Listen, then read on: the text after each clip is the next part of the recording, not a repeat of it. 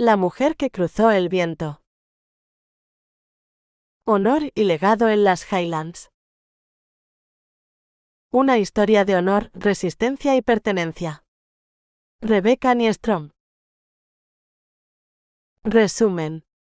Escocia, año 1198.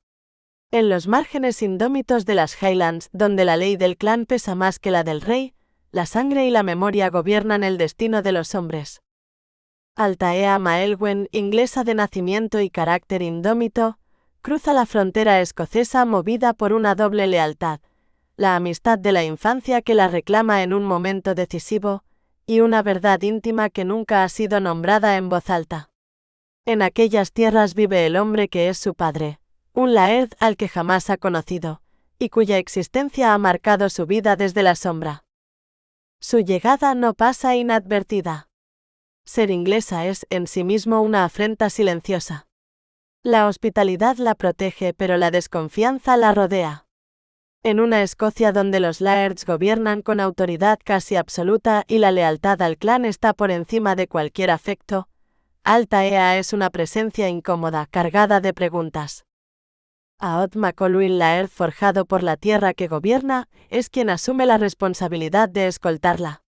Hombre de honor austero, profundamente ligado a su clan y a sus ancestros, ve en Altaea un riesgo que no puede permitirse, y una fuerza que no logra ignorar. Entre ambos surge una atracción contenida, no nacida del capricho sino del reconocimiento mutuo. Dos voluntades firmes, dos soledades marcadas por el deber, dos almas que se encuentran donde no deberían. Mientras Altaea intenta adaptarse a una tierra áspera y profundamente simbólica, su transformación interior avanza al mismo ritmo que su comprensión de Escocia y de sí misma. Aod, por su parte, se enfrenta a un conflicto que creía resuelto, el choque entre el deber ancestral y una unión que no responde a la lógica política ni a los pactos de sangre. Pero el pasado no permanece enterrado. Un secreto familiar, antiguo, peligroso y aún incompleto, amenaza con salir a la luz. Uno capaz de reabrir enemistades entre clanes, de cuestionar alianzas frágiles y de poner en jaque el equilibrio que sostiene la región. En un mundo donde el amor no es prioridad sino riesgo, Altaea y Aod deberán enfrentarse a una verdad que todavía no se ha revelado por completo. Porque en las Highlands el legado no se elige, y algunas historias no han terminado de contarse. Prólogo. Inglaterra, Lagan Moor, 1183. Donde la tierra cambia de nombre. La resistencia es la fricción donde la forma se revela y el desafío donde el amor prueba su fidelidad. Se hicieron amigas antes de ser lo bastante mayores para comprender que, por sangre y frontera, se suponía que debían odiarse. Altaea Maelwen tenía apenas 6 años cuando cruzó por primera vez los límites de su mundo. El festival en la frontera entre Inglaterra y Escocia la desbordaba. Los colores, las voces, el estruendo de los juegos, la música que parecía brotar de la tierra misma. Para una niña criada en una casa silenciosa y aislada del oeste inglés, aquello era una revelación. Altaea sentía, sin saber nombrarlo, que algo se abría en su interior, como una puerta que nunca volvería a cerrarse del todo. Fue entonces cuando vio al hombre escocés levantar a su hija y castigarla con firmeza. No hubo gritos. No hubo lágrimas. Solo el gesto seco, el peso de una autoridad antigua. Luego la dejó sola, sentada sobre una roca plana, apartada de la celebración, como si el silencio fuese parte del castigo. Altaea sintió compasión. Y curiosidad. La niña pelirroja no lloraba. No parecía humillada. Solo observaba algo con una atención feroz. Cuando el padre se alejó, Altaea levantó sus faldas y rodeó el camino más largo, decidida a no ser vista. Apareció por detrás de la roca, con el orgullo ya instalado en la voz, Mi padre nunca me habría pegado. La otra niña no se volvió. Tenía los ojos clavados en una abeja gorda que zumbaba peligrosamente cerca de su pierna. Altaea, desconcertada por el silencio, añadió con brusquedad. Además está muerto. Murió antes de que yo naciera. Entonces no puedes saberlo, respondió la pelirroja sin apartar la vista del insecto. Altaea frunció el ceño. No estaba acostumbrada a que la contradijeran. Lo sé, insistió. Tú hablas raro. Como si tuvieras algo atrapado en la garganta. ¿Tú también hablas raro? Aquella respuesta, lejos de molestarla, despertó en Altaea una extraña simpatía.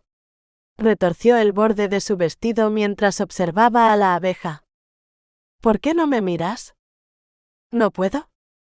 ¿Por qué? Porque tengo que vigilarla.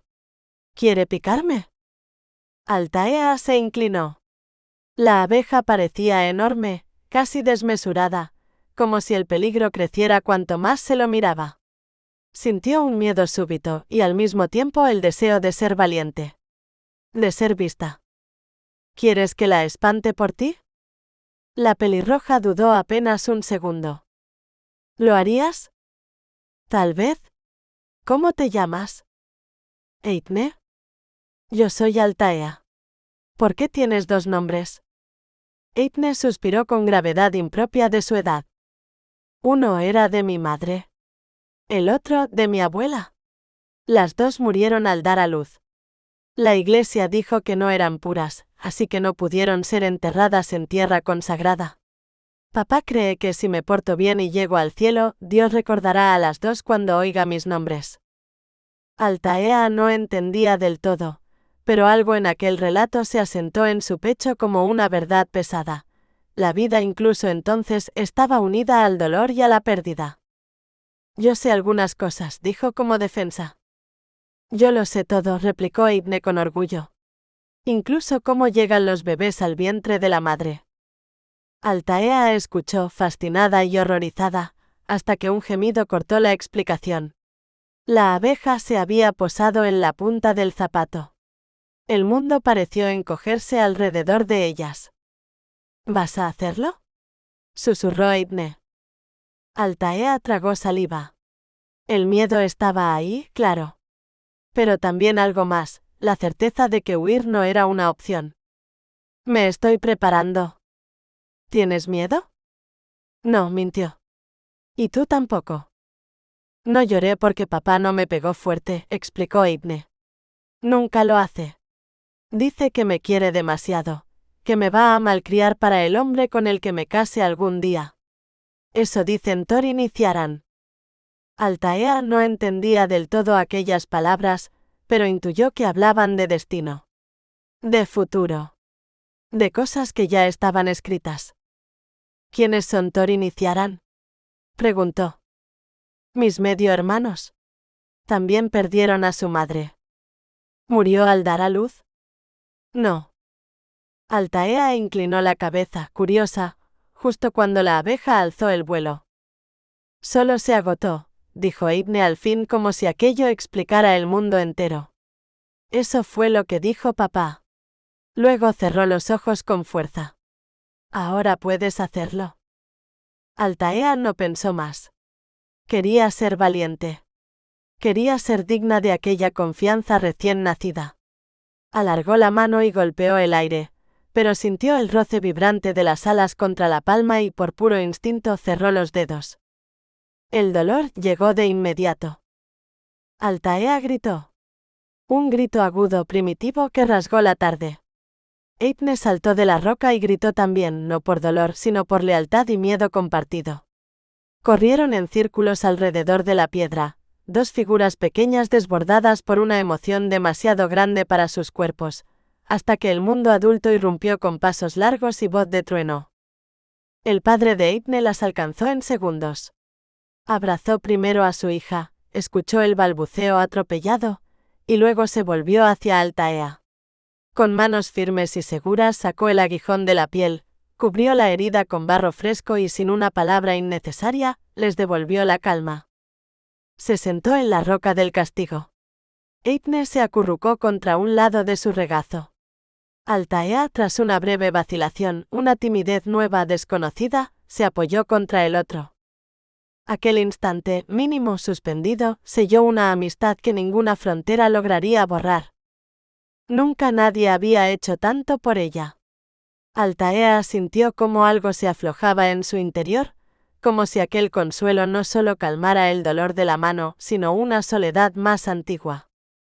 «Sois un par de quejicas», dijo el hombre al fin con voz ronca. Gritabais más fuerte que las trompetas del juego del tronco. Altaea buscó señales de enfado, pero no las encontró. Eithne rió, satisfecha, y Altaea entendió que aquel hombre no estaba enfadado. Estaba presente. Y eso era distinto. «¿Le dolía mucho, papá?», protestó Eithne. «Estoy seguro», respondió él volviendo la mirada hacia Altaea. «Has sido muy valiente ayudando a mi hija. Pero la próxima vez no intentes atrapar a la abeja. ¿De acuerdo?». Altaea asintió con solemnidad.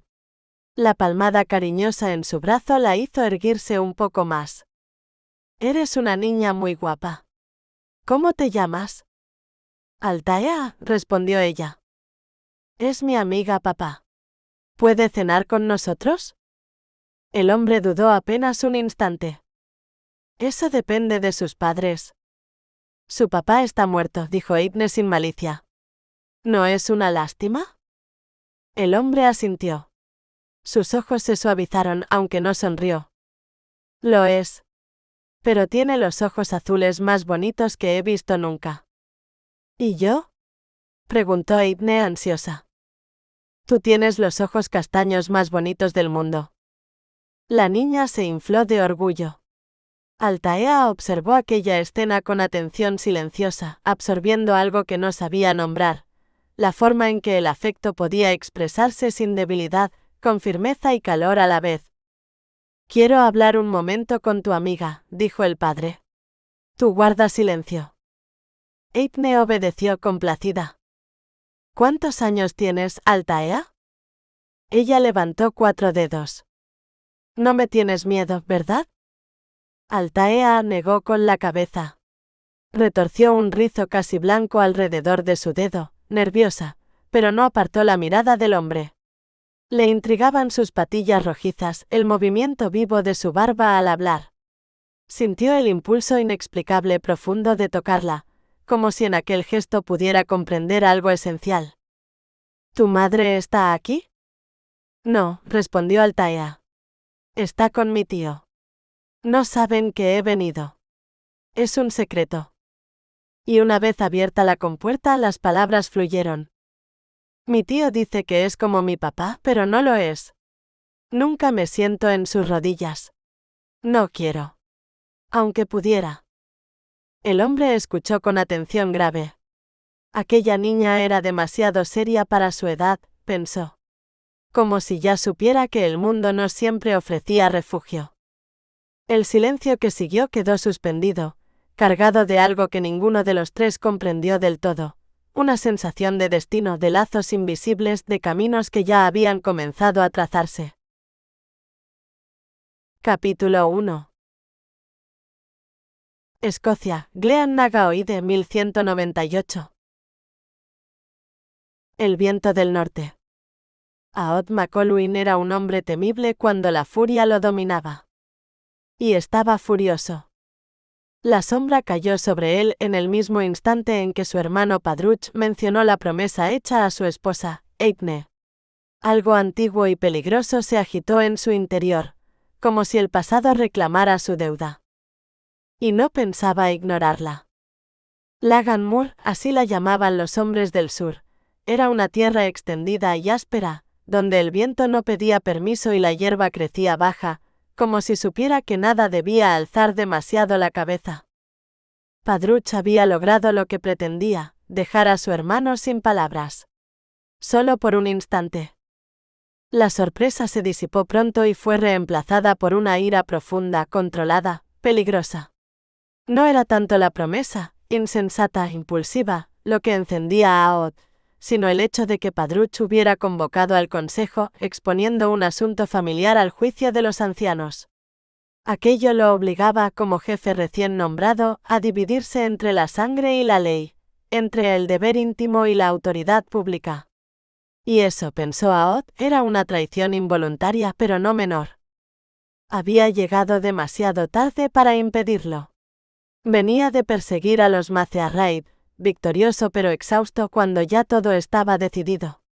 Padruch, como siempre, había tomado algo simple y lo había convertido en un nudo imposible. Aod no pensaba ceder. Defendería a su hermano. Si era necesario, lucharía. Pero no se lo diría aún. Dejaría que Padruch probara el sabor de la incertidumbre, quizá así aprendería al fin a medir sus actos. Cuando subió la colina hacia el torreón, el consejo ya estaba reunido. Padruch lo esperaba en el patio, rígido, con el ceño cargado como el cielo tormentoso sobre sus cabezas. Aod lo apartó sin miramientos y siguió avanzando. Aod, lo llamó Padruch. Dímelo ahora. ¿Estás conmigo o contra mí?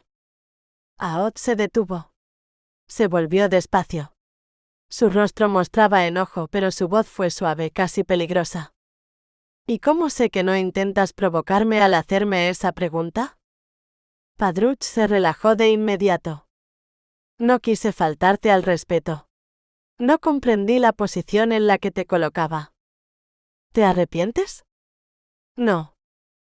Padruch sonrió con franqueza y dio un paso hacia él. Eithne quería la bendición del consejo. Desea que su amiga sea bien recibida aquí. Aod no respondió. En su interior la mención de esa amiga despertó un eco antiguo, aún sin forma, como si el pasado llamara desde muy lejos. Algún día lo entenderás, insistió Padruch. Cuando encuentres a la mujer adecuada. Aod negó con la cabeza. No existe tal cosa. Ninguna mujer es mejor que otra. Padruch rió. Yo pensaba lo mismo, hasta que conocí a mi esposa. Hablas como una mujer. Padruch no se ofendió. Sabía que el día llegaría. Y cuando llegara, disfrutaría recordarle esas palabras. Donach insinuó que podrían interrogar a Eithne, añadió preocupado. El consejo nunca bromea, respondió Aod sin mirarlo. No permitiré que la intimiden. Ni yo, dijo Aod con firmeza. Padruch lo miró sorprendido. He dado mi palabra. Caminaría por el infierno por ella. Aod esbozó una sonrisa lenta. Por ahora bastará con caminar hasta el gran salón. Antes de entrar, añadió. Deja tu ira fuera. Habla con calma. Yo me encargaré del resto. La puerta se cerró sobre esa promesa. 10 minutos después enviaron a buscar a Eithne. El mensaje cayó sobre ella como un golpe. Sabía que era posible, pero no lo había creído.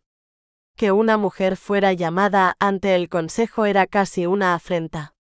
Y que el jefe fuera el hermano de su esposo no la tranquilizaba en absoluto. El miedo se desató en su mente, rápido e implacable.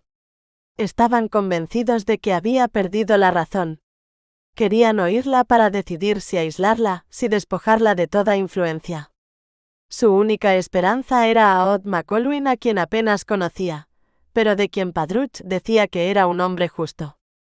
Mientras ascendía la colina, rezó sin cesar. No retrocedería. Aquella promesa había sido la condición de su matrimonio. Y no permitiría que se rompiera. Una vida dependía de ello. Esperó ante las puertas del torreón, ignorando las miradas curiosas de las mujeres del clan. No quería preguntas. No aún. Alisó el tartán sobre su vientre hinchado y obligó a sus manos a quedarse quietas. Desde que estaba encinta todo parecía amplificado, el miedo, la emoción, la fragilidad.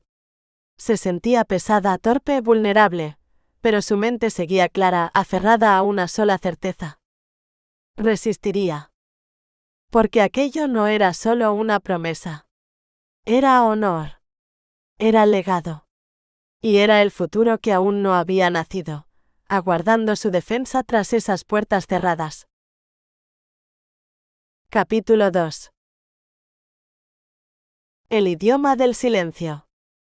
La puerta se abrió por fin con un lamento de madera antigua, y Padruch apareció en el umbral. Eithne sintió que el alivio la atravesaba con tanta fuerza que casi se le quebraron las rodillas. Él fruncía el ceño, pero al verla tan pálida y asustada se obligó a sonreír. Tomó su mano, la apretó con firmeza y le guiñó un ojo. Aquel gesto tan poco habitual en público, la sostuvo mejor que cualquier caricia nocturna. Padruch susurró. Siento haberte expuesto a esta vergüenza. ¿Eso significa que me liberas de mi promesa? Preguntó él, con esa voz grave que siempre lograba anclarla. No. La respuesta fue tan tajante que Padruch rió. Eso imaginaba. Eithne no estaba para bromas. El peso de lo que venía la oprimía. ¿Está dentro? Preguntó apenas audible. Padruch asintió. Sabía que ella no hablaba del consejo, sino de su hermano.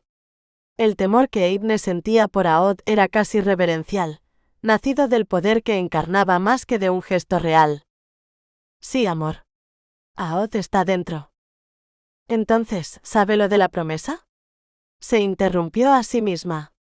Claro que lo sabe. ¿Está enfadado? Todo va a salir bien, le aseguró, atrayéndola hacia la puerta. Confía en mí. Ella se resistió un instante. ¿De verdad entiendes lo importante que es esto para mí? Padruch la besó en la frente antes de responder. Lo sé. Y cuando tu amiga llegue, volverás a reír. Eithne sonrió débil pero sincera y se aferró a él. Durante un momento permanecieron así, como si el mundo pudiera detenerse allí. Ella repasaba mentalmente cada palabra que diría. Él esperaba a que recuperara el aliento. Entremos, dijo al fin. Nos están esperando. Subieron juntos los escalones. A mitad de camino, Eithne se detuvo y se apoyó en su esposo. Stefan dice que cuando Aod frunce el ceño puede detener el corazón de una persona, susurró. Prométeme que no lo enfadaremos. Padruch suspiró conteniendo la exasperación. Está bien.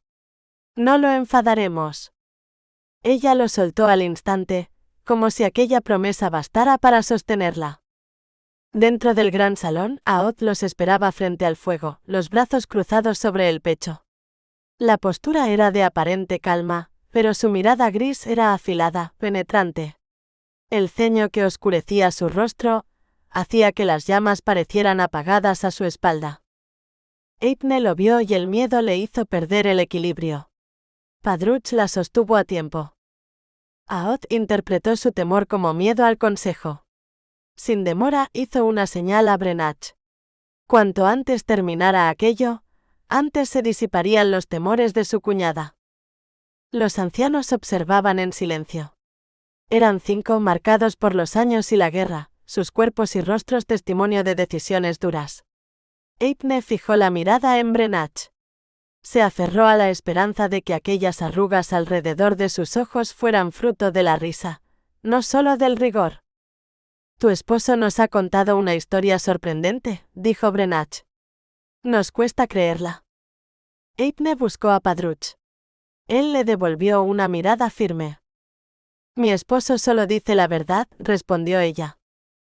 Explícanos entonces, continuó Brenach con voz suave, ¿por qué haces esta exigencia? La palabra fue un golpe. No exijo nada, corrigió Eithne erguida. Pido que se honre la palabra de mi esposo. Explicó su promesa, la llegada de Lady Altaea, su amiga de la infancia, cuando llegara el momento de dar a luz. Habló con sencillez, pero cada frase llevaba el peso de una necesidad profunda. Es inglesa, señaló Brenach. ¿No te preocupa? No. ¿Vale más esta promesa que la paz del clan?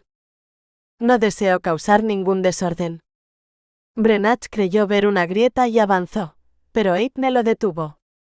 Lady Altaea no traerá ningún desorden. Un golpe seco resonó sobre la mesa.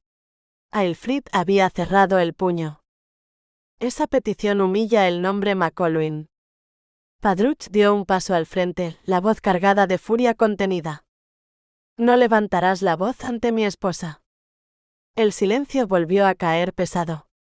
Berengar divagó como solía, pero Brenach retomó el control.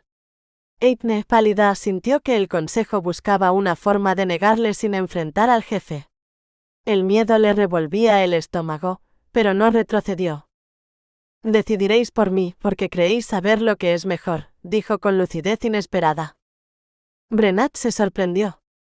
Padruch habló antes de que pudiera responder. Eso sería un insulto hacia mí. Respetarás la decisión del consejo, ordenó Brenach. Entonces la voz de Aod llenó el salón. Un McColwyn ha dado su palabra. Y debe cumplirla. Todos se volvieron hacia él. No confundáis el asunto, continuó. Honrar una promesa no es debilidad. Es ley entre nosotros. Solo los ingleses rompen su palabra, no los escoceses. Aelfried sostuvo su mirada. Luego asintió a regañadientes. ¿Dices la verdad? Y en aquel instante, sin que Eithne lo supiera aún, el destino de Altaea comenzó a inclinarse hacia Escocia, sellado no por miedo ni concesión, sino por honor antiguo y palabra jurada. Aod contuvo el impulso de cerrar el puño y golpear la mesa. Uno menos, pensó, y aún faltaban 4. La diplomacia siempre le había parecido una forma lenta de violencia. Palabras en lugar de sangre, paciencia en lugar de verdad. Prefería la claridad brutal de una batalla, pero aquel día el honor exigía contención. Se obligó a respirar y alzó la mirada hacia Brenach, midiendo el terreno como si fuera un campo de guerra invisible. ¿Te has vuelto tan anciano, Brenach, que temes a una sola mujer inglesa? Dijo con una calma afilada. El líder se irguió, herido en su orgullo. No temo a ninguna mujer. La sonrisa de Aod fue breve, casi peligrosa. Me alivia oírlo. Por un instante dudé. Brenach entendió la trampa y la aceptó con dignidad. Aquella era una partida entre hombres viejos y un jefe que sabía leer el miedo ajeno. Volvió entonces su atención hacia Eithne, que permanecía junto a Padruch, apoyada en él como quien se sostiene en una verdad íntima. Explícanos por qué deseas que esa mujer venga aquí, pidió Brenach. Eithne sintió el peso del salón, de la piedra y de los siglos. Pensó en Altaea, en su risa antigua, en la promesa compartida cuando ninguna de las dos sabía aún lo que era pertenecer a un clan. Es mi amiga, dijo. Quiero que esté conmigo cuando nazca mi hijo. Me dio su palabra. Aelfried frunció el ceño, confundido de verdad. ¿Amiga? Inglesa. Ella sonrió, y en esa sonrisa había memoria y desafío. Nos conocimos siendo niñas. No sabíamos que éramos distintas. Y cuando lo supimos, no importó. Brenach suspiró, como si aceptara una ley que no comprendía del todo. No lo entiendo, admitió. Pero el jefe tiene razón. Nosotros no rompemos nuestras promesas. Tu amiga será bienvenida. El alivio llegó como un golpe de luz. Eithne se apoyó en Padruch, su gratitud era tan profunda que apenas podía sostenerla. Aod observó en silencio. Sabía que la alegría también podía ser una forma de ceguera, y que no todas las promesas cruzaban la frontera intactas. Eoan habló entonces, con voz cansada y cierta dureza aprendida. Que venga sí. Pero no os hagáis ilusiones. Los ingleses no cumplen su palabra. Cambian como su rey. Aod asintió.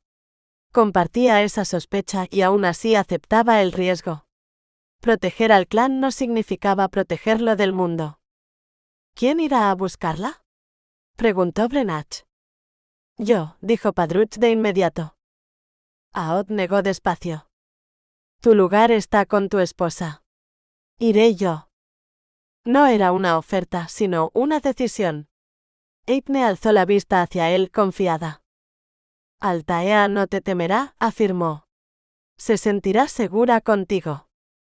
Aod arqueó una ceja. Pensó que aquella mujer inglesa no vendría voluntariamente, que el viaje sería una lucha distinta, hecha de silencios y negativas. Pero no contradijo a su cuñada.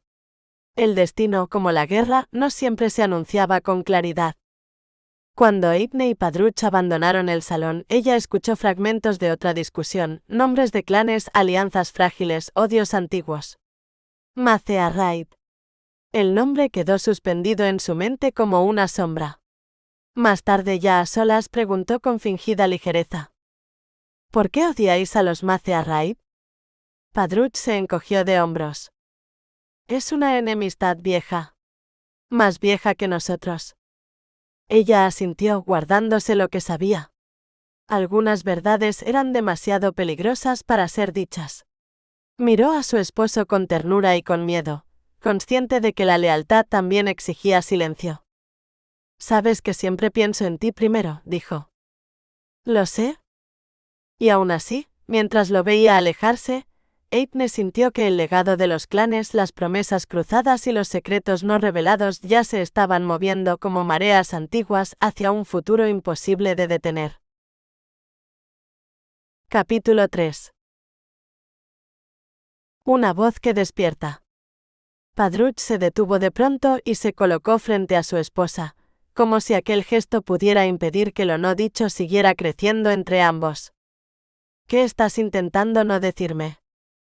Eithne negó despacio. Sentía el peso de la pregunta como una mano en el pecho. Eligió una verdad menor para proteger otra más honda.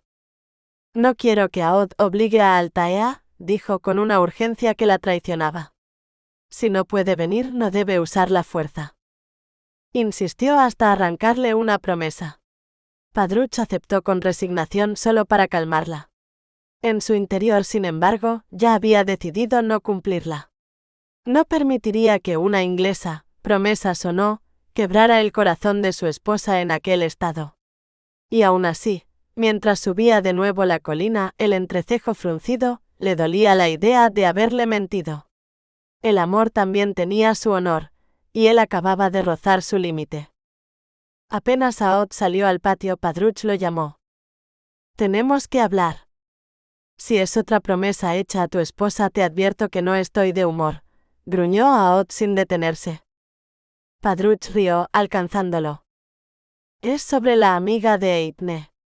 No me importa lo que tengas que hacer. Tráela. Arrástrala si es necesario. No permitiré que mi esposa se desilusione ahora. Aod caminó hacia los establos con las manos cruzadas a la espalda, la cabeza inclinada.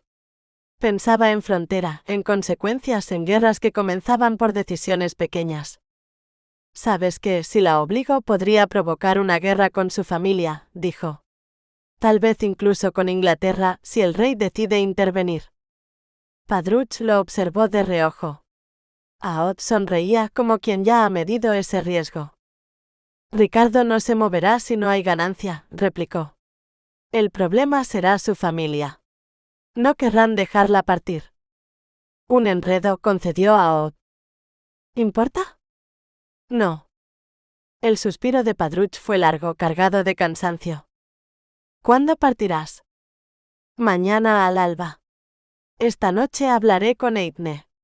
Quiero saber todo sobre esa familia. Padruch dudó un instante antes de añadir. ¿Hay algo que no me quiere decir? Preguntó por la enemistad con los Macea Raid. La mirada de Aod se volvió dura, inquisitiva, como si hubiera olido sangre en el aire. ¿Y no le exigiste que hablara? No es tan sencillo, respondió Padruch casi defendiéndose. Con una esposa hay que ser paciente.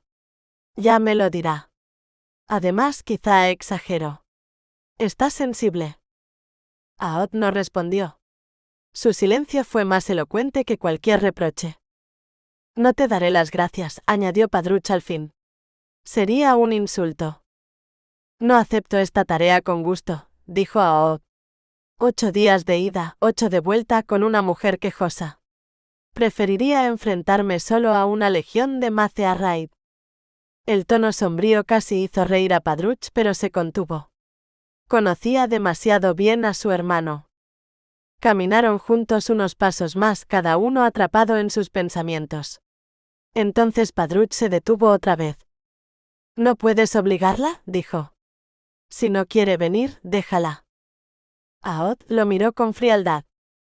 «¿Entonces para qué ir?» «Mi esposa podría tener razón», insistió Padruch. «Tal vez Altaea esté dispuesta».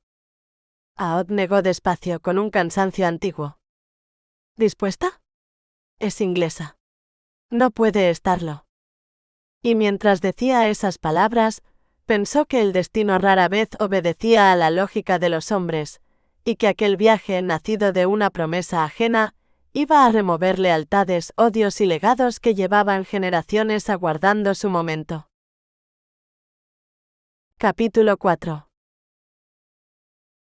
La casa que no la esperaba.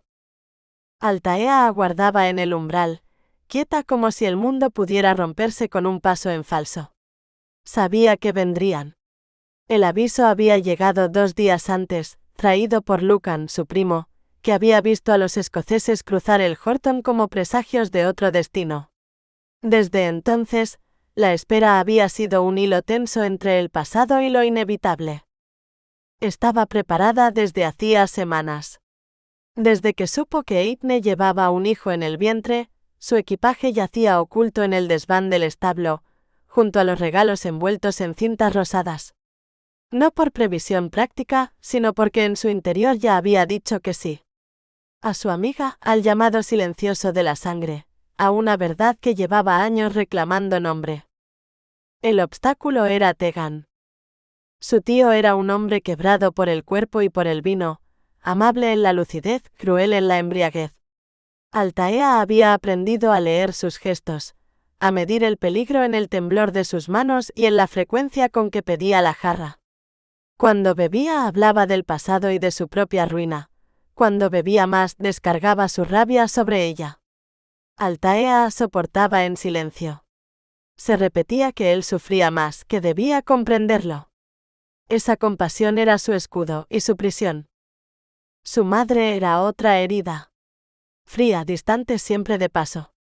Durante años Altaea había creído que aquella frialdad nacía del amor y la pérdida, que su madre no podía mirarla sin recordar al esposo muerto. Fue una mentira hermosa, sostenida por historias de espadas legendarias y sacrificios heroicos, por una tumba cubierta de flores cada 1 de mayo. Altaea había crecido venerando a un padre inventado, un santo de guerra y honor. La verdad cayó sobre ella a los 15 años como una noche sin luna.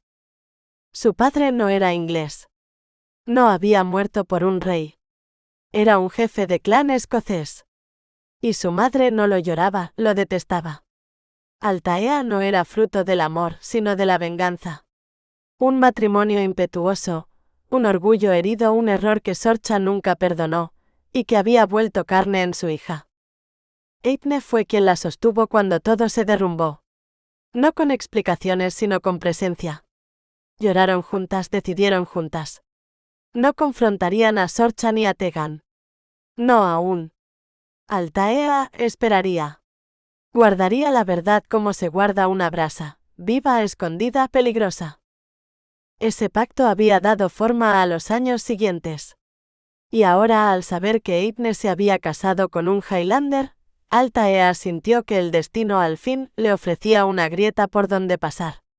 Iría a Escocia como amiga fiel y quizás en silencio como hija. Los McColwyn ya estaban en camino. La única batalla pendiente era con Tegan. Altaea no pediría permiso. Tampoco huiría como una ladrona. Le diría la verdad mínima necesaria. Subió la escalera hacia su recámara con el estómago anudado, rogando que aquella noche el vino lo hubiera vuelto triste, no cruel. Mientras avanzaba pensó que la sangre llama aunque se la niegue, que el honor puede nacer incluso entre mentiras, y que hay legados que esperan años, generaciones, hasta que alguien se atreve por fin a cruzar el umbral. Capítulo 5. El peso del linaje. La recámara estaba sumida en una oscuridad espesa, casi viva.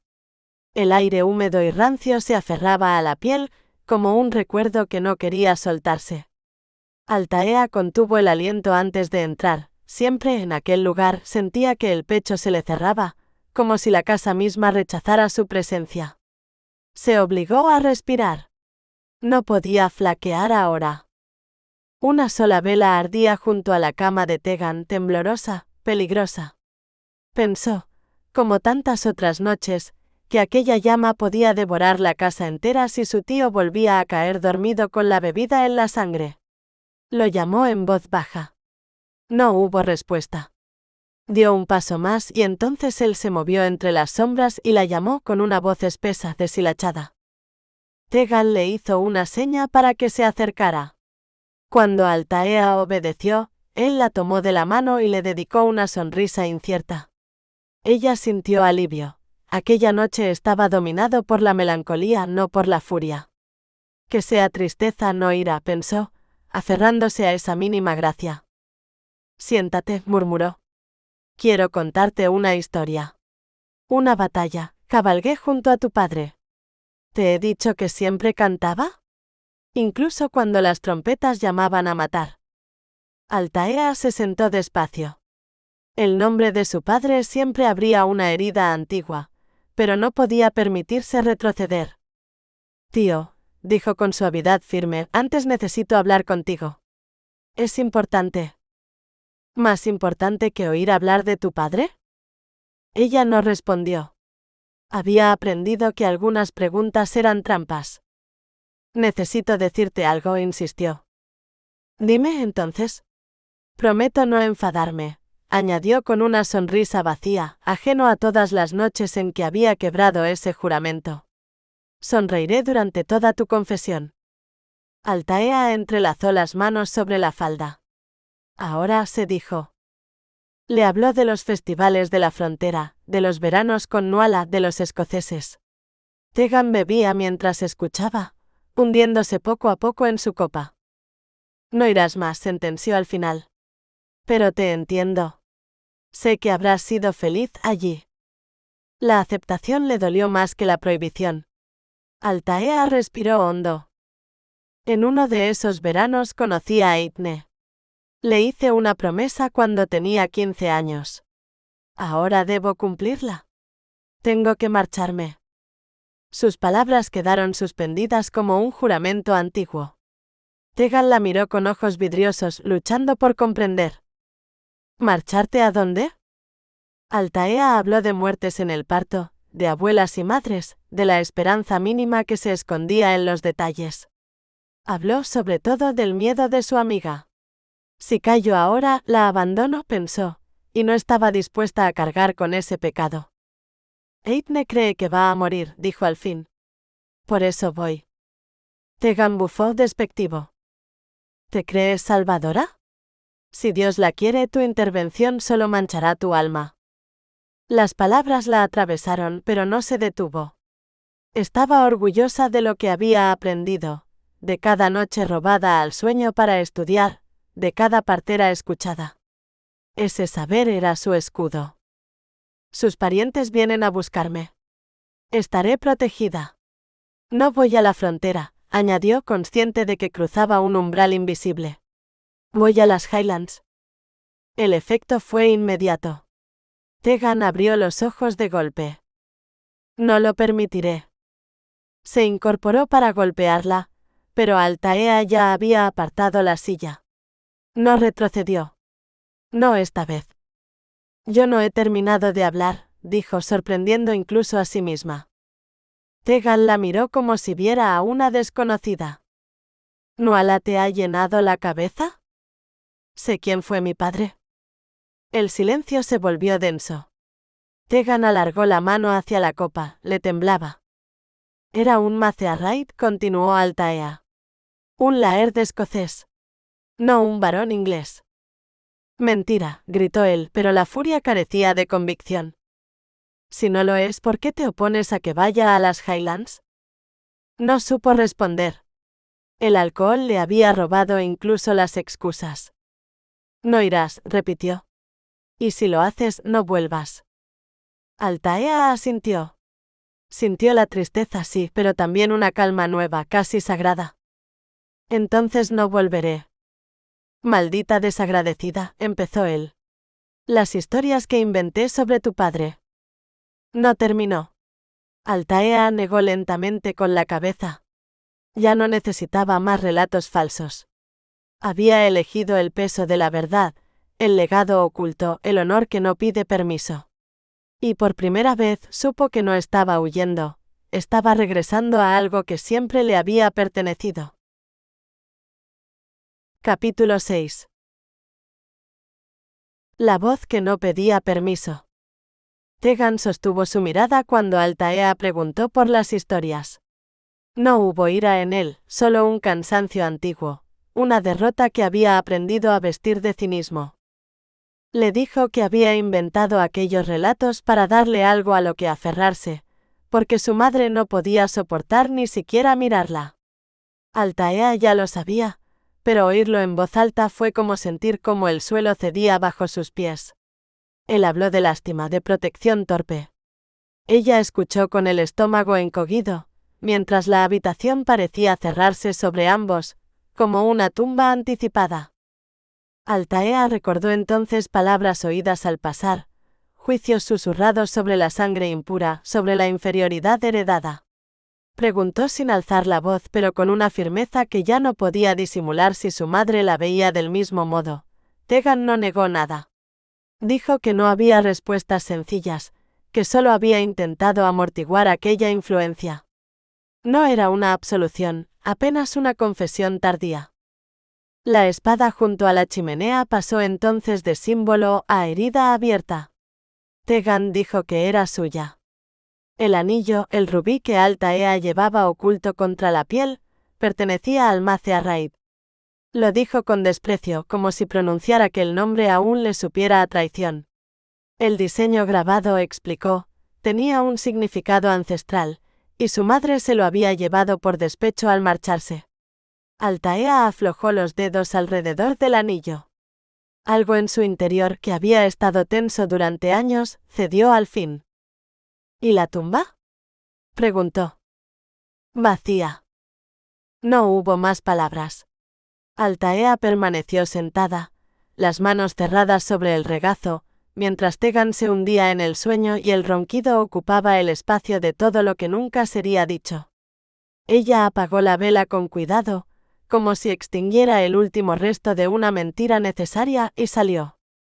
Fue entonces cuando supo con una claridad casi sagrada lo que debía hacer. No podía crear una verdad nueva aún, pero sí podía destruir una falsa. Al atardecer corrió hacia el cementerio. El cielo ardía en tonos de despedida cuando llegó a la tumba vacía. Apartó las flores marchitas, arrancó la lápida de la tierra dura y la destrozó con una furia silenciosa. Cada golpe era una negación, cada fragmento roto un acto de restitución. A la mañana siguiente estaba lista. No volvió a la recámara de Tegan. Los criados se movían a su alrededor con una diligencia que la sorprendió. Comprendió con una humildad que le humedeció los ojos, que su lealtad era hacia ella, no hacia el hombre que gobernaba la casa. La yegua Breide estaba ensillada, cargada con provisiones que parecían pensadas para una guerra más que para un viaje. Altaea aceptó esa abundancia como un último gesto de amor. Cuando el puente levadizo descendió y los escoceses cruzaron con estruendo, algo se tensó en su interior. No había mujeres entre ellos. Solo 4 soldados, altos, silenciosos, vestidos con los colores apagados de la caza. No sonreían. Sus rostros eran duros, cerrados, como si el viaje los hubiera vaciado de toda paciencia. Altaea sostuvo la sonrisa, aunque sintió el estremecimiento recorrerle la espalda. Se obligó a mirar al que encabezaba el grupo. Y entonces el mundo pareció reordenarse a su alrededor. Era grande e imponente, con los hombros anchos recortados contra el sol poniente. La luz lo rodeaba como un halo antiguo, casi mítico, y por un instante Altaea pensó en héroes de baladas olvidadas. Se recordó a sí misma que no era magia, solo un hombre. Aún así, había en él una presencia que la desarmó. Sus ojos, de un gris claro e implacable, la miraban con una intensidad que le robó el aliento. No era deseo todavía ni temor, era reconocimiento sin nombre. Sintió, contra toda lógica, que sus preocupaciones se disipaban bajo esa mirada. Que aquel hombre, aunque no pareciera complacido con su encargo, no permitiría que nada le ocurriera. La certeza no nacía de la razón, sino de algo más hondo, más antiguo, como si una parte de su legado la estuviera reclamando en silencio. Altaea no pensó en decoro ni en convenciones. Al demonio con ellas. Sentía una ligereza nueva, una libertad que nunca había conocido. Dejó atrás las mentiras, el rechazo, el dolor heredado, y se prometió no volver jamás. Haría su vida en otro lugar, con otros nombres si era necesario, y nadie tendría derecho a negárselo. Quiso reír, quiso gritar, dar voz a aquella felicidad inesperada, pero se contuvo. Los escoceses no habrían entendido. Apenas ella misma comenzaba a hacerlo. Capítulo 7. Juramentos no pronunciados. El silencio se había vuelto espeso, casi ceremonial, como si el aire mismo estuviera midiendo a quienes aguardaban. Apenas habían pasado unos minutos cuando las puertas del establo se abrieron de golpe, y los goznes viejos gimieron con un lamento metálico. Los soldados reaccionaron al instante, manos que buscaban acero, cuerpos tensos. Altaea comprendió entonces lo evidente, se sabían en tierra enemiga. Aquella osquedad no era desprecio, sino disciplina nacida de la frontera. Volvió los ojos al líder, al hombre que no había girado la cabeza ni un solo instante. ¿Sois el esposo de Eithne?, preguntó. Él guardó silencio. Fue otro quien respondió, avanzando apenas su montura, con un acento áspero como la piedra. Padruch está con su esposa. Somos de su sangre. Cuando le preguntaron su nombre completo, Altaea sonrió. Aquel segundo nombre, Caelia, solo vivía en la voz de su amiga. Respondió con sencillez y preguntó por Eithne. La respuesta fue seca, casi brutal. ¿Gorda? Altaea rió, aliviada, y buscó en sus propias palabras la confirmación que necesitaba. Sí, ¿estaba bien? Eso bastaba. Entonces llegó lo inesperado. El soldado de ojos verdes le pidió, con una formalidad extraña, que negara su intención de acompañarlos para poder marcharse. Altaea los miró uno a uno. Todos asentían, como si aquel viaje hubiera sido una apuesta perdida de antemano. La risa le brotó sin permiso, no de burla hacia su amiga, sino de incredulidad ante ellos. Se disculpó, retomó el hilo con cortesía, preguntó nombres. Alasdair. El intercambio se volvió casi cómico, ellos insistiendo en su negativa, ella afirmando con mayor calma su determinación. Cuando habló, lo hizo en gaélico, no para desafiar, sino para dejar claro que no era ajena al mundo que reclamaba cruzar. Les dijo que cumpliría su promesa, que cuanto antes partieran mejor, y que si era necesario caminaría hasta el fin del norte. Su voz no tembló. Por dentro se sorprendía a sí misma, no pedía permiso, reclamaba destino.